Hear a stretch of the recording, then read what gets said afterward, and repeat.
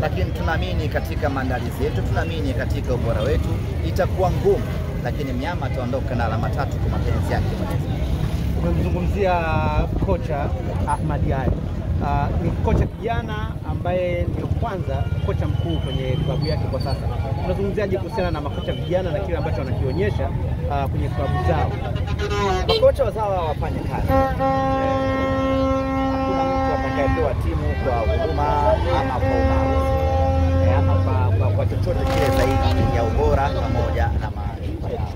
Wasome kulingana na kanuni zinazohitaji za mpira wa miguu na waboreshe viwango vyao.